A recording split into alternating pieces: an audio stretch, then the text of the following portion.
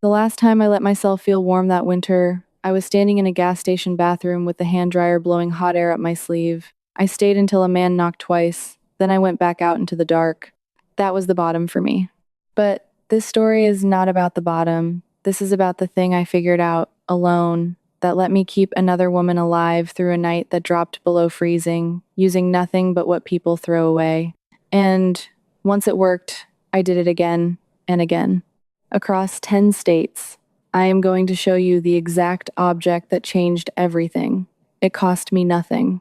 I pulled it off a curb after an election. And by the time this is over, you will know how to use it too, even if you have no money, no house, no land, and no one who believes in you. Especially then, because that was me. I want to start where it really started, which is not with me at all. It started when I noticed something that nobody was talking about. I was living in my car in a hospital parking lot because the security guard there had quietly told me it was the one place nobody would tap my window at 3 in the morning. And in that lot, over a few months, I started recognizing the same faces, women mostly, older than you would think. One had been a nurse, one still wore a wedding ring. We did not talk much, but we nodded. It was a kind of church. Then one of them stopped showing up, a woman I only knew as Della, who kept peppermints in her glove box and always offered me one. Gone. I told myself she got housing. I told myself a lot of things. But I found out later she had died 3 miles away, in a stairwell, on a night it was only 41 degrees. 41 degrees. That is the part that broke something open in me. I always thought cold killed you at 0, in a blizzard, dramatic and obvious. It does not. Most people who die of exposure die when it is between 30 and 50 degrees, and wet, because your body loses heat 25 times faster in wet clothes, and you stop shivering, and you get confused, and you lie down. It is quiet. It looks like sleeping. There is no scream. That is why I started calling it the silent collapse. And here is the thing that made me furious once I started counting. Nobody was counting. When they do the official homeless count in this country, they do it one night in January, and they miss most of us on purpose, because we are good at hiding. Women are the best at hiding, because a visible homeless woman is a target. So we tuck ourselves into stairwells and storage units and the back seats of dead cars, and when the cold takes one of us, the paperwork just says the cause and not the reason. So I climbed one rung. I decided I would learn exactly why 41 degrees can kill, and exactly how to stop it, with nothing. But knowing the enemy was cold was only half of it. The other half of it made me angrier than the weather ever did, because I went looking for help first. Of course I did. I want you to know I did the thing everybody tells you to do before you go it alone. I called the shelters. And I learned how the system actually treats a woman with no address and no children with her that night. The first shelter had a wait list. Not a line, a wait list, with a phone number that rang to a machine that was full. The second one took only families, and when I said it was just me, the woman on the phone softened her voice in that way that is worse than being yelled at and said, "Honey, you would be safer than most." Safer. As if being alone was my qualification for suffering. The third had 32 beds for women in a county with hundreds of us. They ran a lottery. You lined up at 4 in the afternoon, and if your number came up, you got a mat on a floor, and if it did not, you went back into the dark. But now you had wasted the last daylight standing in a line instead of finding somewhere to hide.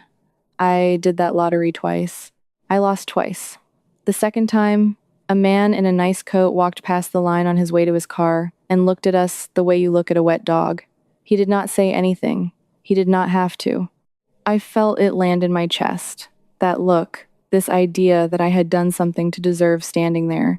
And I want to be honest with you about something else, too, because that honesty is the only thing that makes me worth listening to, and it runs through everything I have ever written down.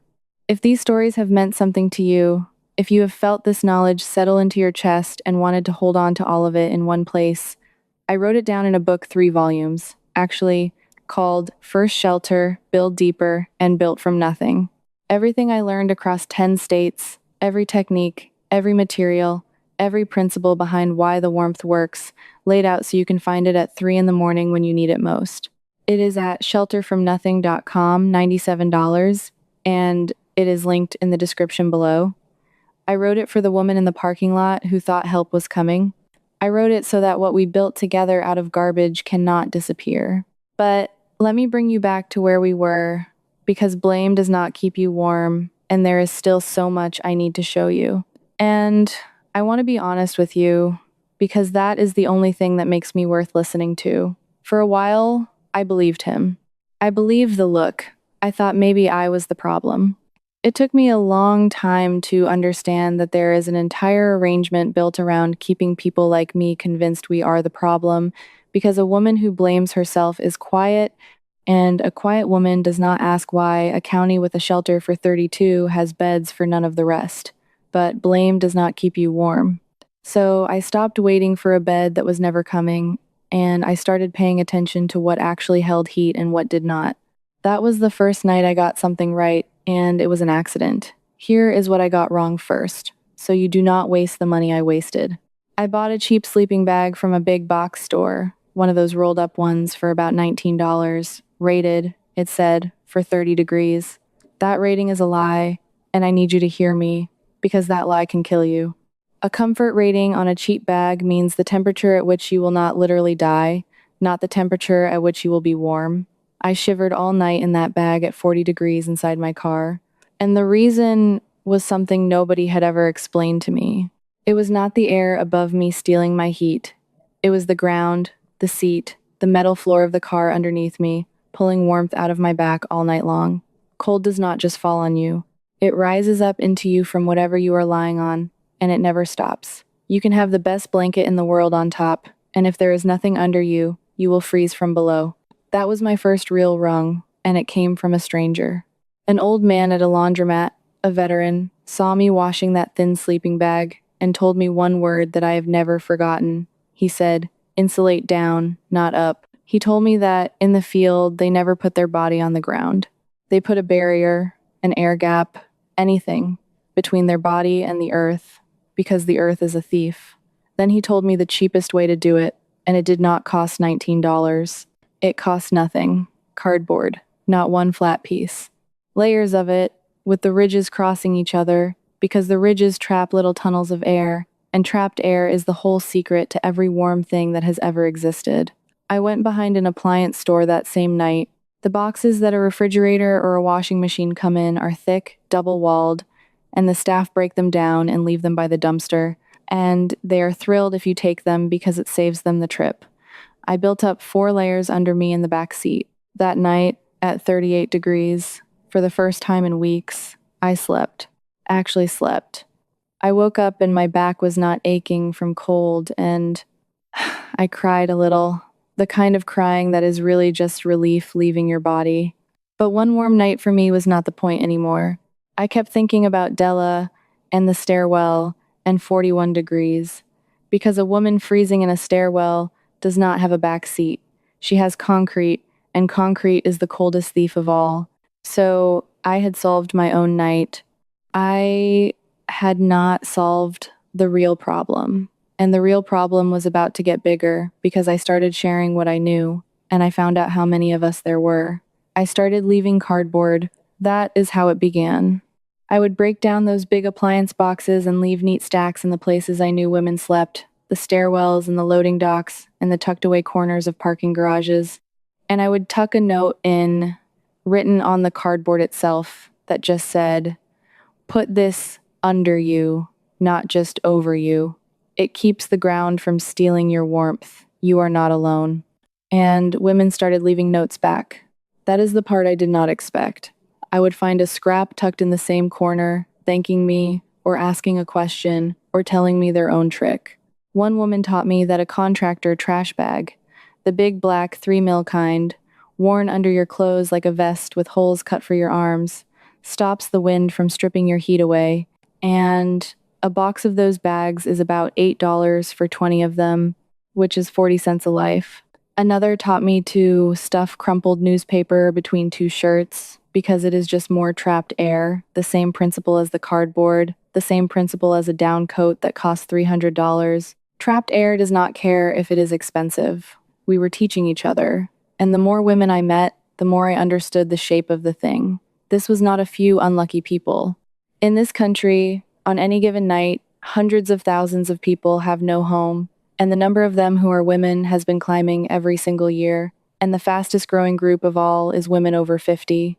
Women who worked their whole lives, women who raised kids, women one medical bill or one dead husband or one rent increase away from the stairwell, which is a distance a lot of you watching know exactly, because you have measured it in your own kitchen at night. That is when the quiet judgment I had felt in that shelter line turned into something I could finally see clearly, because I started asking why.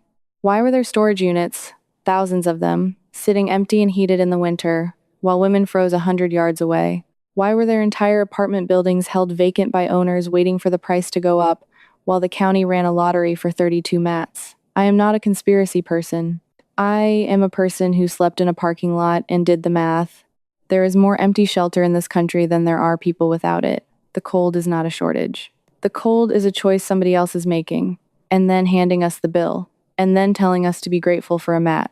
I could not fix the buildings. I knew that, but I could fix the night one woman at a time, and I could do it with what the same system throws away. So I stopped waiting for anyone's permission and I started building. And I need to talk to you now, specifically to you, if you are sitting there thinking this is a nice story, but it could never be you because you have no money and no truck and no tools and nobody would help you. I need you to hear this next part because I built it for you on purpose. This is the part that needs almost nothing.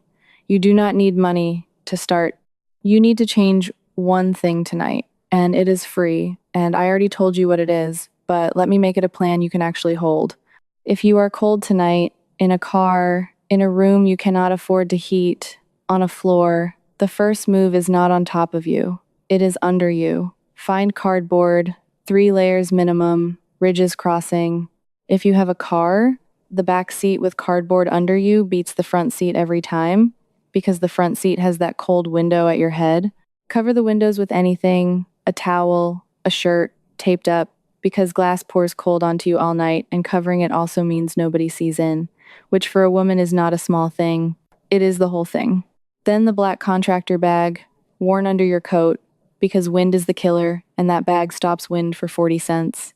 Then anything crumpled, newspaper, dry leaves in a pillowcase, plastic grocery bags, stuffed between your layers, because it is all just trapped air. And trapped air is what a rich man pays $300 for, and you can have for nothing. And one more. Keep a wide mouth bottle with the lid and use it, because getting out of your warm nest at 3 in the morning to go outside is how people lose the heat they spent all night making.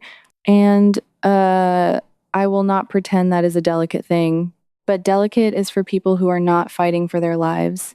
None of that costs more than a few dollars, and most of it is free. And every single piece of it I learned from a woman who had nothing, standing in a stairwell, refusing to become a statistic in a report that would not even bother to count her. So do not tell me you have nothing to start with. Nothing is exactly what we started with. Nothing is where this whole thing was built. But I promised you the object that changed everything. The one that let me stop just surviving the night and start actually beating it. And I found it, of all places, on a curb in November, the week after an election. I was walking, and the whole street was lined with them. Yard signs. Those political signs people stab into their lawns, the ones made of corrugated plastic, too thin sheets with those little air channels running between them, stretched over a wire frame. After an election, they are garbage. People rip them up by the thousands and throw them in the trash, and towns pay to haul them to the dump. And I stood there looking at one, and I thought about the cardboard and the ridges and the trapped air, and it hit me so hard I actually said it out loud on the empty street. This is cardboard that does not care about rain. That is what corrugated plastic is. It is the exact same principle as the appliance box, little tunnels of trapped air between 2 walls, except it is waterproof and it does not get soggy and useless the first time it rains or the first time it touches wet concrete. It is light. It cuts with a box cutter. It bends where you score it. And after every election, in every one of those 10 states I would eventually reach, there are literal tons of it sitting at the curb, free, that a town is about to pay to destroy. So I built the pod. That is what the women started calling it. I took those signs and I peeled off the wire frames and I laid them down as a floor, 2 layers, channels crossing, and that alone put a waterproof, insulating barrier between a body and the concrete that the cold could not climb through. Then I stood more of them up around the sides, scored and bent into an L, and taped at the corners with a roll of that silver tape that is about $4, to make 3 low walls, just tall enough to sit up in, small enough to trap the heat your own body makes. A small space is the trick. You are the furnace. You just have to build a box small enough that your own warmth fills it. And then the last piece, the piece that turned a cold box into a warm one. And this one I want you to really hear because it is the cheapest, most thrown away thing of all. A car sunshade. The folding silver reflective screen that people put in the windshield to keep the sun off the dashboard. You can find them at any dollar store or free in the trash of any junked car, and van dwellers have known about them for years, but nobody tells the women in the stairwells. That silver is a radiant barrier. It takes the heat your body throws off as invisible waves, the heat that normally just flies away from you into the night, and it bounces it back onto you. I lined the inside of the pod with them, taped up, silver facing in. The first night I put a woman in a finished pod. It was 34 degrees outside. I had a cheap thermometer, one of those little ones off a keychain, about $2. Inside that pod, with just her body heat and no fire, no electricity, nothing, it read 58 degrees. A 24-degree difference, out of trash, out of things that cost me less than $10 total, most of it free. 58 degrees is the difference between the silent collapse and waking up in the morning. 58 degrees is Della not dying in that stairwell, and that is what I carried into 10 states. Not a charity, not a program with a wait list and a lottery. Just this. After every election, I would drive the routes and gather the signs by the hundreds off the curbs before the trucks got them. I would teach women to build their own, because a thing somebody gives you can be taken away, but a thing you can build yourself out of garbage, nobody can ever take from you again. I taught it in parking garages in the cold states, and I taught it in the desert states where the night gets colder than people believe. Women taught other women. It moved without me. That is how I knew it was real. The people who looked at us like wet dogs, the man in the nice coat, the soft voice on the phone that called my aloneness safety, they all believed the same thing about me. That I had nothing, so I was nothing. That a woman at the bottom has nothing to offer but her own quiet disappearance. And the thing I want you to take from all of this, whether you are cold tonight or whether you are just one bad month from it like so many of you are, is that they were wrong about the most important thing. Having nothing is not the same as being nothing. I had nothing, and I found the thing they throw in the dump, and I turned it into 58 degrees in a morning, over and over, across 10 states, and no one gave me permission, and no one can take it back. If you remember one thing, remember that the cold comes up from underneath, and so does everything else they try to bury you with, and you stop it the same way, by putting something between you and the thing that is trying to take your warmth, and by refusing to lie down. I want to hear from you, and I mean this because this older, quieter audience of mine, you watch and you feel it, and then you leave without saying a word. And today I am asking you directly not to. Tell me one thing in the comments. Where are you watching from, and what is the first thing you would build? The cardboard floor, the window covers, or the sign pod? If you have your own trick, the one that kept you or someone you loved warm, leave it, because a woman is going to read these tonight who needs exactly your one idea, the way I needed that veteran at the laundromat. And if you are the kind of person who refuses to look at somebody at the bottom and see nothing, if you believe a home and a shred of dignity can be built out of what the world throws away, then you already belong here.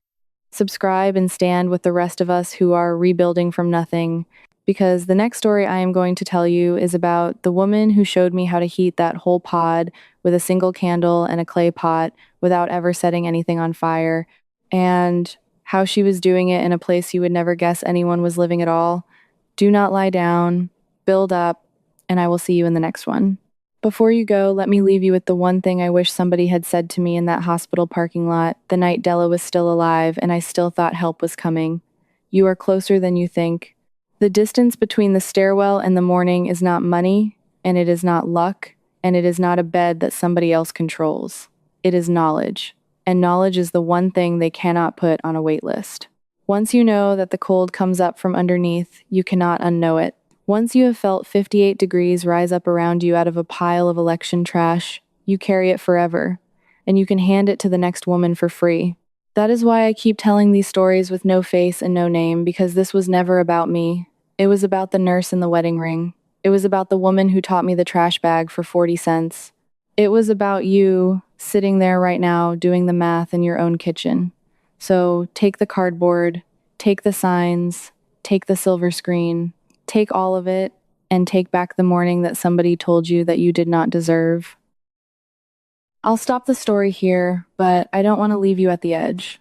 Inside the shelter builders, I give you everything I couldn't fit into this video, step by step. Ask me your own question there, and I answer you myself. Thousands of off-grid folks like you are already inside, so you're not alone. Just point your phone's camera at the code on the screen, cancel anytime, I'm here. Now, imagine helping someone find safe shelter in just minutes, without spending a single dollar. That's exactly what I'll show you next.